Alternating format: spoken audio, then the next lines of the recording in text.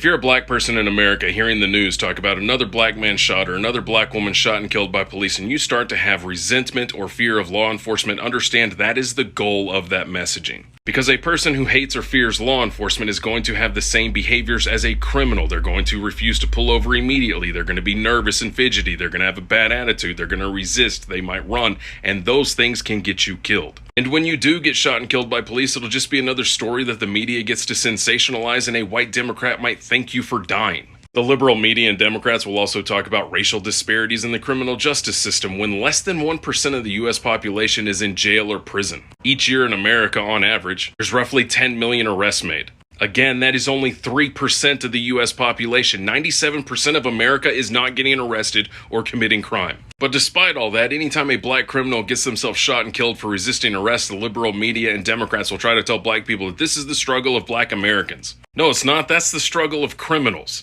The truth about police use of deadly force is that it's almost exclusively men getting killed, and almost twice as many white criminals get killed than black criminals. And almost all of them have a gun or knife. Very few were unarmed. But based on what the liberal media and Democrats tell you, you would think that this number for white people would be almost zero. And liberals and Democrats aren't going to tell white people that they need to fear or resist police because they know it could get them killed. Convincing black people to fear or hate law enforcement is also the reason why a majority of their murders go unsolved. In Chicago, only 22% of black murders are solved, compared to 44% of white victims of murder. And that's a result of people in those communities not wanting to be witnesses because they hate police and they also fear retaliation from their neighbors. Anytime there is discussion to make changes to welfare, the liberal media and Democrats will tell you that it is a racist decision. Because when you hear welfare or poor, they want you to think black, when in reality, white people make up the majority of welfare recipients. So changing welfare would hurt white people.